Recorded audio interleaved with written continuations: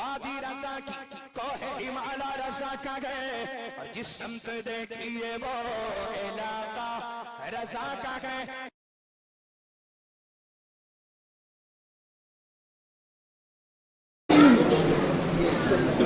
مدرسہ غوثیہ کے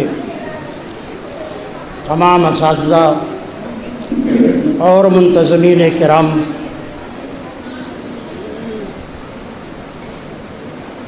مسجد کے امام و خطیب حضرت مولانا علاء الدین، مدرسہ غوثیہ کے استاذ حضرت مولانا جنید عالم، میری بائیں طرف تشریف فرما مفتی سید محمد اسد قادری، داہنی طرف جلوہ افروز مفتی ہدایت اللہ منوری، بزم شفیق ملت کے بانی اور سربراہ مولانا حافظ فرحان حسین، معزز سامعین، نوجوان دوستوں، عزیز بچوں، السلام علیکم ورحمۃ اللہ وبرکاتہ.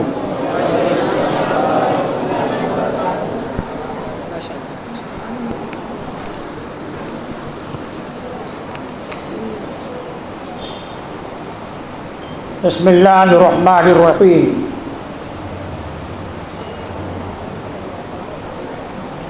الحمد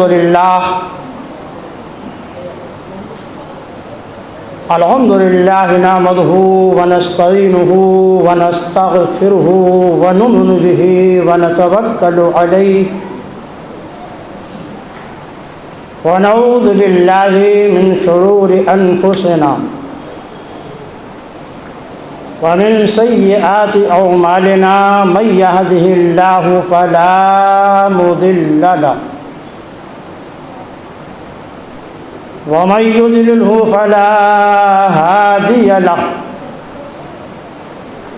ونشهد أن لا إله إلا الله وحده لا شريك له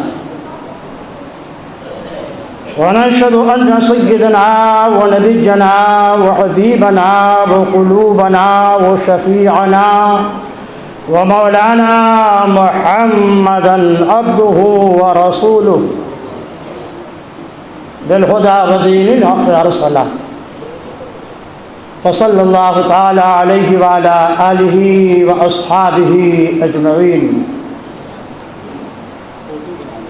اما بعد فاعوذ باللہ من الشیطان الرجیم. بسم اللہ الرحمن الرحیم.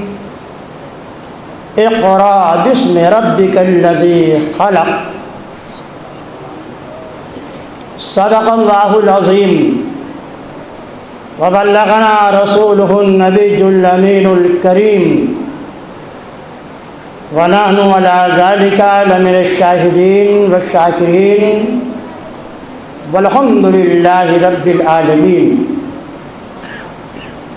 معزز سامعین، نوجوان دوستوں، عزیز بچوں اور بچیوں، آئیے پہلی مراد مل کر آقائے دو جہاں، شہنشاہ کون و مکان، رحمت عالم، روحی فداہ صلی اللہ علیہ وسلم کی بارگاہ ناز میں ہدیہ درود و سلام پیش کریں.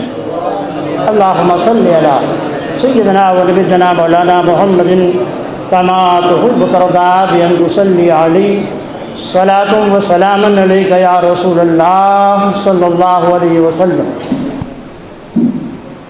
معزز سامعین، ایک بات کا خاص خیال رکھیں آپ، یہ بہت ذمہ دار اسٹیج ہے، اس لیے آپ آڈیو بنا سکتے ہیں لیکن ویڈیو نہیں.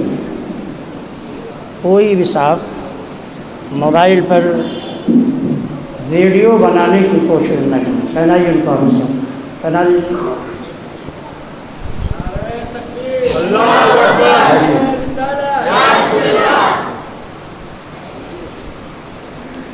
معزز سامعین، یہ مدرسہ غوثیہ کا سالانہ اجلاس ہے۔ عزیز گرامی مولانا جنید، مولانا عابد القاری، علاء الدین اور اراکین کی خواہش پر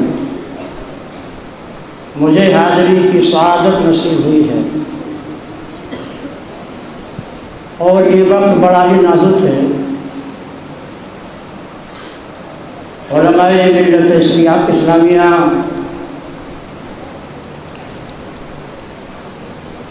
جگہ جگہ احتجاجی اجلاس کر رہے ہیں۔ ہم سب کا مرکز اہل سنت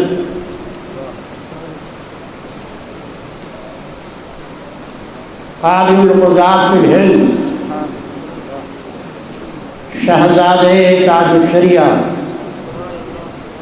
حضرت علامہ الحاج الشاہ ارشد رضا خان نے نماز جمعہ کے بعد لاکھوں کے مجمع سے خطاب کرتے ہوئے مسلمانوں کو مخاطب کرتے ہوئے فرمایا ہے، جس کی ہم دنیا بھر کے سنی علماء نے تائید کی ہے کہ مسلمان سب کچھ برداشت کر سکتا ہے، لیکن اپنے نبی کی توہین یا قرآن کی عظمت پر حملہ برداشت نہیں کر سکتا۔ ہمارا قرآن اور ہمارے نبی ہماری جان سے بھی زیادہ عزیز ہیں، نہ اپنی گردنیں کٹا دیں گے لیکن عظمت رسالت پر آنچ نہیں آنے دیں گے۔ مسلمانوں نہ گھبراؤ، خدا کی شان باقی ہے۔ مسلمانوں نہ گھبراؤ، خدا کی شان باقی ہے، ابھی اسلام زندہ ہے، ابھی قرآن باقی ہے۔ یہ ظالم کیا سمجھتے ہیں جو اپنے جی میں ہنستے ہیں؟ یہ ظالم کیا سمجھتے ہیں جو اپنے جی میں ہنستے ہیں؟ ابھی تو کربلا کا آخری میدان باقی ہے۔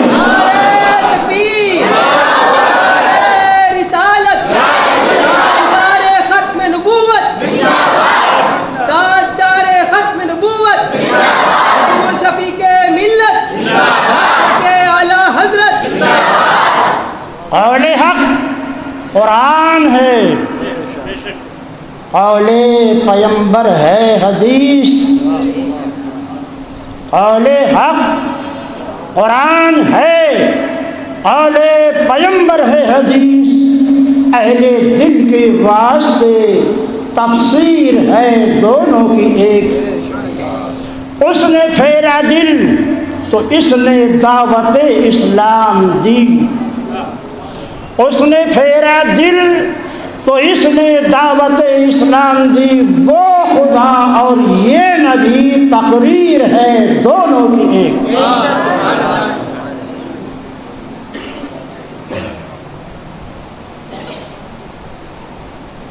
اور مرکز اہل سنت دنیا بھر میں متعارف کرانے والی شخصیت مجدد اعظم، آیت من آیات اللہ ومعجزۃ من معجزات رسولہ، سیدنا امام احمد رضا محدث بریلوی، اللہ ان کی قبر انور پر ہزاروں رحمت و نور کی برسات فرما دے۔ انہوں نے ہم ایشیا کے مسلمانوں کے ایمان و عقیدت کی حفاظت فرمائی ہے، ورنہ علماء باطل نے، علماء سو نے انگریزوں کے اشارے پر عشق نبی، عشق الہی ہمارے سینے سے نکال دیا ہوتا۔ وادی رضا کی کوہ ہمالا رضا کہے، وادی رضا کی کوہ ہمالا رضا کا ہے، جس سمت دیکھیے وہ اجالا رضا کا ہے۔ اگلوں نے بھی لکھا ہے بہت علم دین پر، بڑی بڑی شخصیتیں گزری ہیں، اوروں نے بھی لکھا ہے بہت علم دین پر، لیکن جو اس صدی میں ہے تنہا رضا کا ہے۔ اور اشرف علی کے فتوے سے ہوتا ہے یہ عیاں، اشرف علی کے فتوے سے ہوتا ہے یہ عیاں، مسجد کسی کی بھی ہو مصلی رضا کا ہے۔ عشق و محبت، عشق و محبت، عشق و محبت، بستی بستی کریا کریا، کا دریا فیض کا دریا، زندہ باد، اسلام زندہ باد، قرآن زندہ باد۔ ہاتھ اٹھا کر آپ احتجاج کیجئے کہ جس شخص نے قرآن کریم کی توہین کی ہے یا جس شخص نے عظمت رسالت پہ حملہ کیا ہے، ہم سخت لفظوں میں اس کی مذمت کرتے ہیں اور حکومت سے مطالبہ کرتے ہیں کہ ایسے لوگوں کو گرفتار کر کے ان پر مقدمہ چلایا جائے تاکہ آئندہ معاشرے انسانیت کی عزت پر حملہ کرنے کی کسی کو جرأت نہ ہو سکے۔ ہاتھ اٹھائیے، زندہ باد، نعرہ تکبیر، نعرہ رسالت، اسلام، مسلمان۔ معزز سامعین، اس لیے آپ نے میرے ساتھ دیکھا ہوگا بہت سارے علماء لگے ہیں۔ وجہ کیا ہے؟ میرا اٹھنا بیٹھنا، چلنا پھرنا، کہاں جا رہے ہیں، کس سے بات کر رہے ہیں، خفیہ پولیس لگی ہوئی ہے۔ ہم لوگ اس کی پرواہ نہیں کرتے، اللہ کی ذات پر اعتماد اور توکل رکھتے ہیں۔ حق حق ہے، باطل باطل ہے۔ اتنا سب کچھ ہونے کے باوجود اگر میں آپ کو بتاؤں کہ پوری دنیا اسلام اور مسلمانوں کے پیچھے پڑی ہوئی ہے، لیکن یورپ کی آپ تاریخ اٹھا کر دیکھیے، ورلڈ ٹریڈ سینٹر پر جب حملہ ہوا تھا اس وقت سے لے کر اب تک 18 لاکھ سے زیادہ غیر مسلم دامن اسلام میں پناہ لے۔ انسان کامل کا مصنف اپنی کتاب میں لکھتا ہے کہ کچھ سال پہلے برطانیہ میں 10,000 پڑھی لکھی عورتیں، جاہل نہیں، پڑھی لکھی گریجویٹ بچیاں، یہ تو میڈیا یہود کے قبضے میں ہے، نصارہ کے قبضے میں ہے، اس لیے اسلام کی بڑھتی ہوئی قوت کو یہ دبانا چاہتے ہیں، مگر اسلام کی فطرت میں قدرت نے لچک دی ہے، جتنا ہی دباؤ گے اتنا ہی یہ ابھرے گا۔ انسان کامل کا مصنف لکھتا ہے کہ برطانیہ میں کئی سال پہلے 10,000 پڑھی لکھی عورتوں نے، گریجویٹ عورتوں نے، ریسرچ اور تحقیق کرنے والی عورتوں نے میڈیا میں بیان جاری کیا کہ ہم تمام عورتیں دامن اسلام میں پناہ لینا چاہتے ہیں۔ عیسائی دنیا تھرا اٹھی، یہودیت پریشان ہو گئی، بدھسٹ عجیب خلجان میں مبتلا ہو گئے۔ انہوں نے تاریخ کا اعلان کیا، فلاں تاریخ کو ہم 10,000 عورتیں دامن اسلام میں داخل ہو رہے ہیں، اور اعلان کیا کہ جسے جو سوال کرنا ہو فلاں تاریخ کو ہماری کانفرنس ہے، وہیں آئے، اس کے ہر سوال کا ہم جواب دیں گے۔ اعلان کے بعد یہودیت کے سربراہ، نصرانیت کے سربراہ، بدھ مذہب کے سربراہ، تمام ادیان جو دین کے نام پر زندہ، ان کے سربراہوں نے آ کر اس اسٹیج کو گھیر لیا۔ وہ عورتیں، ان عورتیں بہت پڑھی لکھی عورتیں تھیں، یہاں تو ہندوستان میں کی طرح یورپ نہیں ہے، وہاں بچیوں کو اور بچوں کو بہت اعلیٰ تعلیم دلایا جاتا ہے، اور آپ بھی عہد کیجیے کہ مدرسہ غوثیہ میں پہلے اپنے بچوں کو قرآن اور اتنے مسائل پڑھا دیجئے کہ وہ کہیں بھی جائیں، دفتر میں رہیں، آفس میں رہیں، دکان میں رہیں، تو انہیں اسلام کے بارے میں اتنی معلومات رہے کہ وہ غیروں کے بیچ میں اسلام کی خوشبو پھیلاتے رہیں۔ اسلام نے کسی بھی علم سے نہیں روکا ہے۔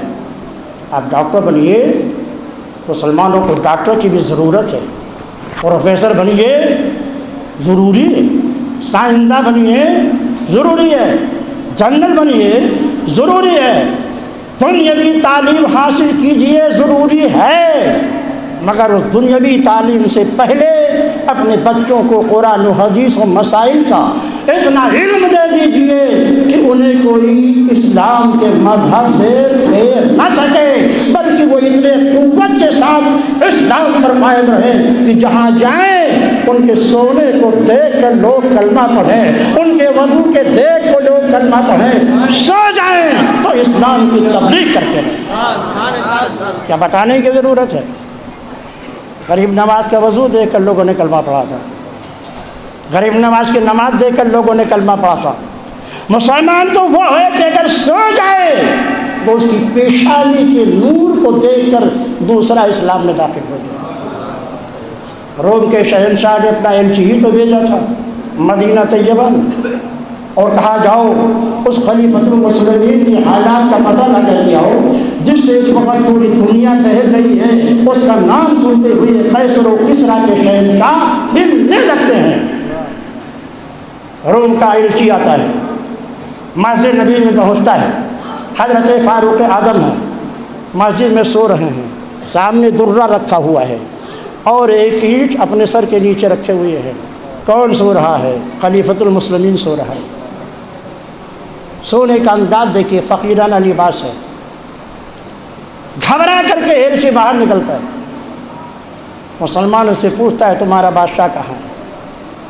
مسلمانوں کا جواب ہے ہمارا کوئی شہنشاہ نہیں ہوتا، بادشاہ حقیقی صرف پروردگار ہے، ہمارا امیر المومنین ہوتا ہے، خلیفۃ المسلمین ہوتا ہے، اسی مسجد میں وہ آرام فرما ہو۔ اور روم کے ایلچی نے کہا وہاں تو ایک بوریا نشین فقیر لیٹا ہوا ہے۔ کہا وہی بوریا نشین فقیر ہمارا خلیفۃ المسلمین ہے۔ دوبارہ پلٹ کے آیا، کھڑے ہو کر ان کو دیکھنے لگا، اس قدر ہیبت ایمانی سوار ہوئی کہ اس کے زبان سے الفاظ نکلتے ہیں، عمر تم نے پورے ملک کو امن و انصاف سے بھر دیا ہے، اس لیے تم چین و سکون سے سو رہے ہو، اور ہمارا شہنشاہ شیش محل میں ہے مگر دشمن کے خوف سے کروٹیں بدل رہا ہے۔ اور سوتا ہوا دیکھا تو پڑھ لیا اشہد ان لا الہ الا اللہ اشہد ان محمدً عبدہ و رسولہ۔ تو مسلمان وہ ہوتا ہے کہ دنیا نے اسے سوتے ہوئے دیکھا ہے تو اس کے سونے کو دیکھ کے کلمہ پڑھا۔ اس لیے آپ عہد کرو مدرسہ غوثیہ کے ترقی کا، اور آپ یہ بھی تو غور کرو، آپ زکوٰۃ و فطرے کی رقم دیتے ہو اور وہ آپ کو عالم دے رہے ہیں، حافظ دے رہے ہیں، بچیوں کو قرآن کی تعلیم دے رہے ہیں، آپ نے اپنی مال کا میل دیا، انہوں نے قرآن کا حافظ تیار کر کے دے دیا۔ ادارے کو بڑھانے کی فکر کیجیے، بڑا پرآشوب دور آنے والا ہے مسلمانوں کے لیے، اور آپ دیکھ رہے ہیں، دانش مند ہیں آپ۔ عورتوں نے اپنا ایک نمائندہ بنا دیا کہ بھئی 10,000 عورتوں میں آپ کس سے سوال کریں گے، پوچھنا ہے تو یہ ہماری نمائندہ بہت تیز ترار، بڑی زین و فتیل، بڑی پڑھی لکھی عورت کھڑی ہوتی ہے، اور پریس رپورٹر تمام مذاہب کے بانی ان سے سوال کرتے ہیں۔ آخر یہودیت بھی ایک مذہب ہے، نصرانیت بھی ایک مذہب ہے، ہندوتو بھی ایک دھرم ہے، بدھسٹ بھی ایک مذہب ہے، تم کو ان مذہبوں میں سے کوئی مذہب پسند نہیں آیا؟ کون سی خوبی ہے کہ تم نے اسلام کو پسند کیا؟ عورت کا جواب سنیے، کیا تم یہ سمجھتے ہو کہ ہم جاہل ہیں؟ ہم نے یہودیت کا پورا مطالعہ کیا ہے، ہم نے نصرانیت کا پورا مطالعہ کیا ہے، ہم نے ہندوتو کو بھی پڑھا ہے، اور ہم نے بدھسٹ مذہب کا بھی مطالعہ کیا ہے۔ مذہب کے نام پر جتنے مذاہب موجود ہیں ہم نے سب کو پڑھا، لیکن جب ہم نے مذہب اسلام کو پڑھا تو اس کی خوبیوں کا کوئی جواب ہی دنیا میں نہیں۔ کیوں؟ ہم عورتوں کے تعلق سے جتنے مذاہب ہیں، کسی کا یہ نظریہ ہے کہ یہ شیطان کی بیٹی ہے، کسی نے کہا یہ شیطان کی نانی ہے، کسی نے کہا گناہوں کی دیوی ہے، کسی نے کہا گناہوں کا سر چشمہ ہے، کسی نے کہا یہی عورت ہے جس نے آدم کو جنت سے نکالا ہے۔ مگر جب ہم مذہب اسلام کے دامن میں آتے ہیں تو ہم نے دیکھا کہ قرآن نے کہا، حدیث پاک نے فرمایا، حبب الیہ من دنیاکم ثلاث امور الطیب والنساء وجعلت قرۃ عینی فی الصلاۃ۔ تو تمہارے مذاہب نے کسی نے کہا وہ ناگن ہے، کسی نے کہا وہ شیطان کی بیٹی ہے، کسی نے کہا وہ شیطان کی نانی ہے، کسی نے کہا گناہوں کی دیوی ہے۔ مگر غیر مذہب اسلام تو نے عورتوں کا مرتبہ نماز جیسی اہم العبادات کے ساتھ ذکر کر کے اس کی سرفرازی اور سربلندی کو اوج ثریا سے بھی آگے بڑھا دیا۔ اور نبی نے فرمایا تمہارے دنیا کی 3 چیزیں مجھے بے حد محبوب ہیں، خوشبو، عورت اور میرے آنکھوں کی ٹھنڈک نماز میں ہے۔ اسلام نے ماں کی حیثیت سے جو عورت کی عظمتوں کو اونچا کیا ہے اس کا جواب کسی مذہب میں موجود نہیں ہے۔ ایک صحابی نبی کی بارگاہ میں حاضر ہوتے ہیں، حدیث پاک سنو، عرض کرتے ہیں یا رسول اللہ، میں نے یہ نظر مانی تھی کہ اگر آپ مکہ فتح کر لیں گے تو میں خانہ کعبہ کے چوکھٹ کو بوسا دوں گا۔ نظر مانا تھا یا رسول اللہ اگر آپ نے مکہ فتح کر لیا تو ہم خانہ کعبہ کی چوکھٹ کو بوسا دیں گے۔ اے میرے آقا، اب تو آپ نے مکہ فتح کر لیا ہے، میں غریب آدمی ہوں، میرے پاس زیادہ راہ نہیں ہے کہ میں مدینہ سے مکہ جاؤں اور اپنے نظر کو پوری کروں۔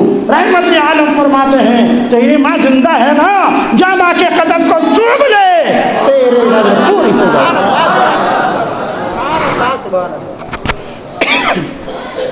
نعرہ تکبیر، نعرہ تکبیر، نعرہ رسالت، نعرہ رسالت، حضرت اعلیٰ حضرت، حضرت اعلیٰ حضرت علامہ مولانا مفتی شفیق احمد صاحب قبلہ۔ ایک دوسرے صحابی نبی کی بارگاہ میں حاضر ہوتے ہیں، عرض کرتے ہیں یا رسول اللہ، میں نے یہ قسم کھائی تھی کہ میں حور کی پیشانی چوموں گا اور جنت کی چوکھٹ چوموں گا، حور کی پیشانی چوموں گا اور جنت کی چوکھٹ چوموں گا، یا رسول اللہ میں اپنی قسم کو کیسے پورا کروں؟ سرکار فرماتے ہیں تیرے ماں باپ اب زندہ ہے یا نہیں؟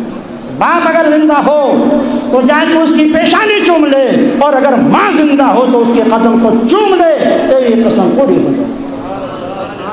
عرض کیا حضور نہ باپ ہے نہ ماں ہے، ورنہ ان کی قبر معلوم ہے نا، قبر معلوم ہو تو باپ کا سرہانہ چوم لے اور ماں کا پیٹانہ چوم لے۔ یہ شیطان کہتے ہیں قبر کو چومنا شرک ہے۔ دوستو نبی کا کام شرک کو مٹانا ہے، شرک کرنا نہیں ہے۔ یہ تو کہتے ہیں قبر کو جانا بھی شرک ہے۔ تو نبی ہر سال احد کے شہداء کے بذات پہ جا کر بتاتے ہیں امت کو کہ یہ شرک نہیں، نبی کی سنت ہے۔ مزارات پہ جانا یہ شرک نہیں، نبی کی سنت ہے۔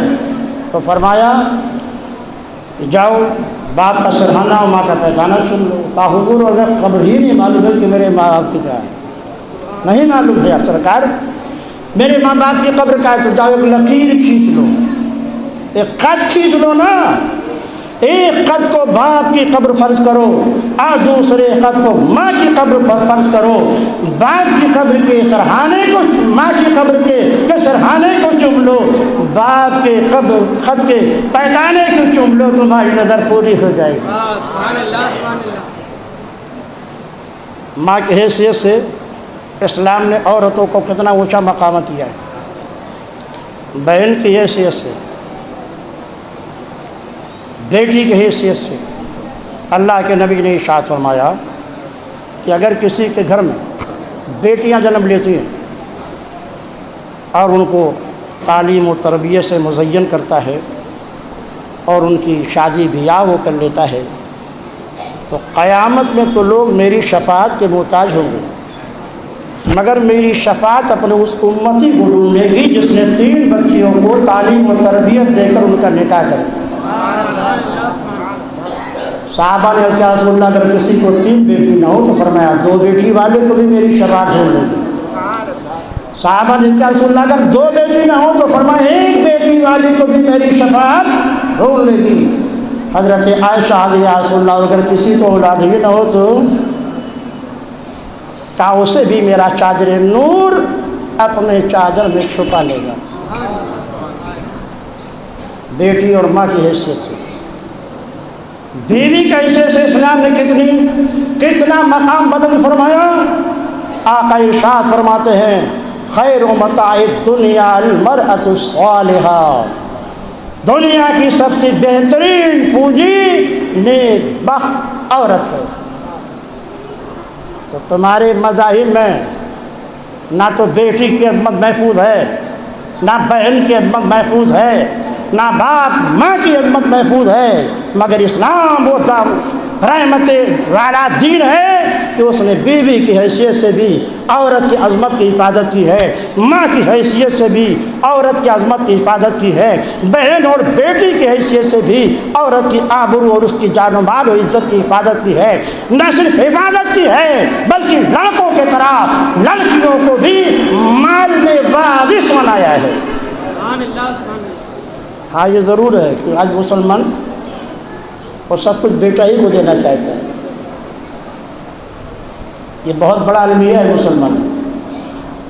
اگر آپ اپنے بچیوں کو حق میراث دینے لگے نا تو پھر ان بچیوں کو کسی طرح کی کوئی پریشانی نہیں ہوگی۔ جہیز مانگنے کے بجائے ظاہر ہے جہیز مانگنا شریعت میں ناجائز و حرام ہے۔ جہیز کا دکھاوا کرنا شریعت میں درست نہیں۔ کچھ دینا ہے آپ دے دیجیے، بغیر مانگے ہوئی آپ نے کو دے دیا وہ تحفہ ہے اور نبی کی سنت ہے۔ حضرت فاطمہ کے شادی میں اللہ کے نبی نے دیا، گدے دیے، نقرئی زیور دیا، چارپائیاں دی، مشق دیا، چکی عطا فرمائی۔ اللہ نے جو آپ کو دیا ہے بغیر طلب کے اگر آپ بیٹی کو کچھ دے دیتے ہیں تو یہ دینا نبی کی سنت ہے اور لینا علی کی سنت ہے، اور مانگنا یہ شیطان کا طریقہ ہے۔ ایسے لڑکوں کو اپنے بیٹیاں مت دو جو فقیروں کے طرح تمہارے سامنے دامن پھیلائے۔ یہ ہمارے ساتھ مولانا فلاں بیٹھے، ان کے علاقے کا واقعہ ہے، بہت بڑے لوگ تھے لڑکی والے، خود بھی وہ بہت سارا سامان کئی لاکھ کا سامان دے رہے تھے، بہترین قسم کی گاڑی بھی انہوں نے دی تھی، دینے کا ارادہ، سب جہیز مکمل تیار ہو چکا تھا۔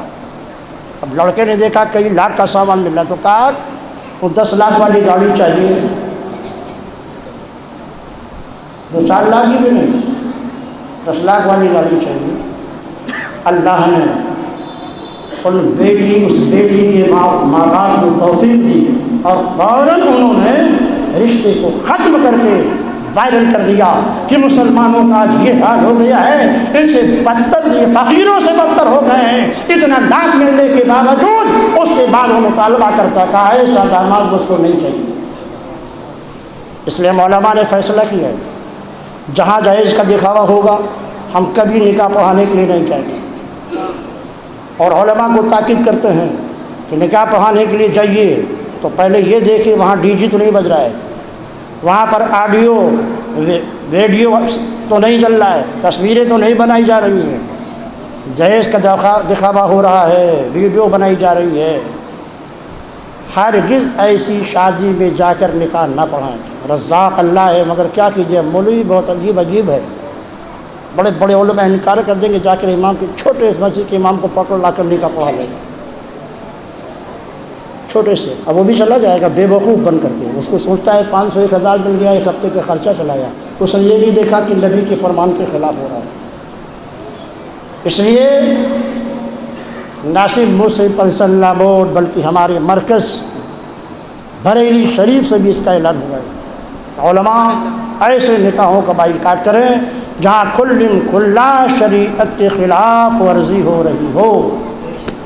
آپ دینا ہے بیٹی کو دیجیے بھائی، آپ اس کے مالک ہیں، اجنبی کو دے سکتے ہیں، بیٹی کو بھی دے سکتے ہیں، مگر دکھاوا مت کیجیے۔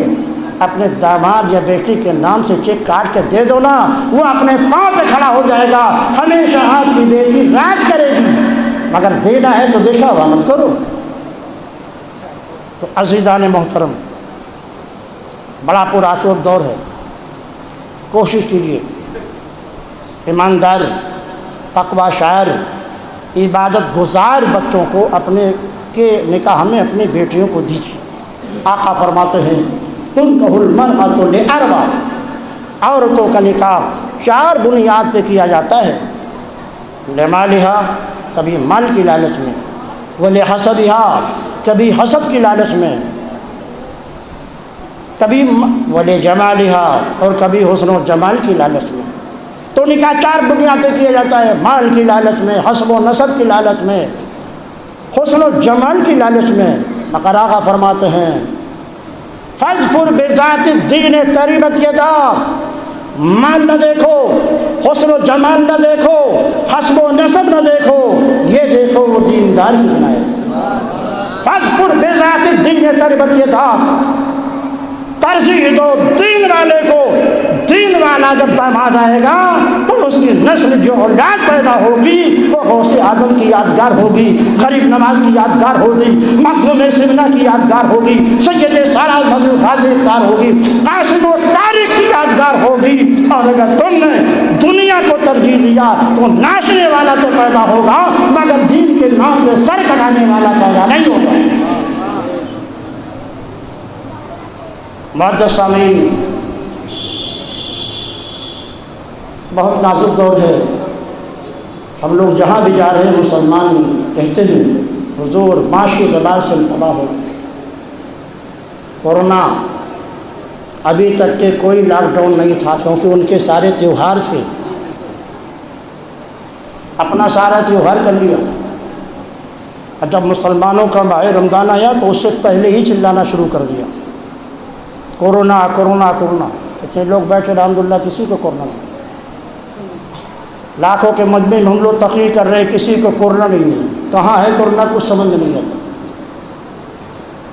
جب تمہارے تیوہار ہوتے ہیں کورونا نہیں رہتا، جب مسلمانوں کا تیوہار آتا ہے تو کورونا کورونا چلا جاتی ہے۔ اس لیے آپ کو ہوشیار رہنے کی ضرورت ہے، اپنی مسجدوں کو آباد رکھنے کی ضرورت ہے، اپنی بچیوں کو، گھر میں عورتوں کو تاکید کر دیجئے آنے والا ماہ رمضان 2 روز کے بعد طلوع ہونے والا ہے، ہر گھر میں قرآن کی آواز آئے، ہر گھر میں نماز تراویح پڑھ جائے۔ چھوٹے بچوں کو مسجد میں مت لائیے، ان کو کہیے اپنے ماں یا بہنوں کے ساتھ گھروں میں نماز پڑھیں جن پر نماز فرض نہیں ہے۔ بہت بوڑھے ہیں، بیمار ہیں، کہیے وہ گھروں میں نماز ادا کریں۔ مگر نوجوانوں، خدا کے گھر کو تم آباد رکھنا۔ شرعی کونسل بریلی شریف کا ہم پر احسان ہے کہ ماہ رجب میں جیسے وہاں کی جو دور اندیش تھے ان کو معلوم تھا کہ آئندہ آنے والا رمضان پھر اسی طرح ہوگا جیسے گزر گیا ہے، اس لیے وہاں تقریباً 80 سے زائد دنیا بھر یعنی ہندوستان بھر کے علماء اکٹھا کیا انہوں نے، اور مسلمانوں کے آنے والی مسائل پر الحمدللہ 4تھی نشست میری صدارت میں ہوئی بریلی شریف میں۔ انٹرنیٹ پہ وہ فیصلہ موجود ہے جس میں بتایا گیا کہ ایسی مسجدیں جو روڈ پر ہیں پولیس والے وہاں سے گشت کرتے رہتے ہیں، گزرتے رہتے ہیں، اور ماسک نہ لگانے کی بنیاد پر مسلمانوں پر لاٹھی چارج کرتے ہیں، جرمانہ عائد کرتے ہیں۔ فیصلہ کر دیا ہماری شریع کونسل نے کہ جو مسجدیں روڈ پر ہیں اور خطرے میں رہتی ہیں پولیس کے، وہاں پر اگر ماسک لگا کے نماز پڑھی جائے تو نماز بغیر کسی کراہت کے ہو جائے۔ فیصلہ کر دیا، آپ کے شبہات کو ظاہر کر دیا۔ ہاں، جو مسجدیں گلی کوچوں میں جہاں پولیس کبھی نہیں جاتی، وہاں کے لوگوں کو چاہیے کہ ناک اور منہ بند کر کے نماز نہ پڑھے۔ تمام فقہا نے لکھا ہے کہ ناک اور منہ بند کر کے نماز پڑھنے سے نماز مکروہ تحریمی ہوتی ہے۔ تو جہاں خوف ہے، خوف کی ضرورت کے بنیاد پر الضرورات تبیح المحظورات، سوشل ڈسٹنگ، اللہ کے نبی نے فرمایا ہے من وصل صفا وصلہ اللہ، اے مسلمانوں کندھے سے کندھا ملا کے کھڑے ہو، صف میں فرجہ اور جگہ مت چھوڑو تاکہ تمہاری نماز میں کمال پیدا ہو جائے۔ لیکن جو مسجدیں روڈ پر ہیں، پولیس والے گزرتے رہتے ہیں، سوشل ڈسٹنس کے بغیر اگر نماز لوگ پڑھ رہے ہیں تو ان پر لاٹھی چارج کرتے ہیں، ان کے بعد مقدمہ کیا کرتے ہیں۔ اس کا بھی ہمارے علماء نے فیصلہ کر لیا کہ جو مسجدیں عزت میں ہیں، اگر وہاں پر لوگ سوشل ڈسٹنس کے ساتھ نماز پڑھتے ہیں تو نماز بغیر کسی کراہت کے ہو جائے گی۔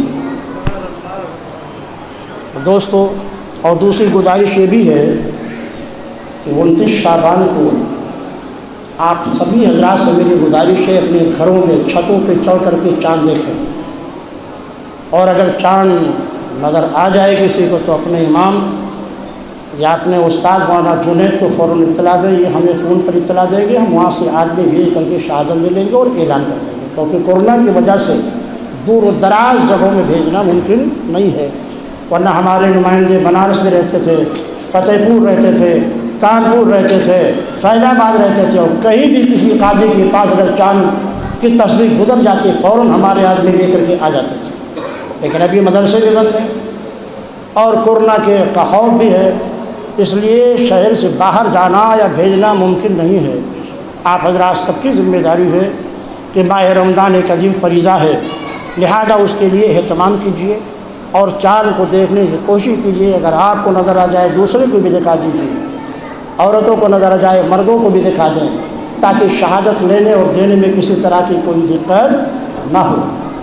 معزز سامعین، مولانا جنید اور حافظ علاء الدین کو ہم مبارکباد دیتے ہیں کہ انہوں نے اور انتظامیہ کو کئی سالوں کے بعد پھر مجھے اس مسجد میں 4 سال ہو گیا، ہاں 4 سال پہلے آیا تھا اور اب 4 سال کے بعد پر حاضر ہوا۔ آپ تمامی حضرات کو میں شکریہ ادا کرتا ہوں، کیونکہ یہی ایسا موقع ہوتا ہے جب علماء دین کی باتیں آپ تک پہنچا دیتے ہیں۔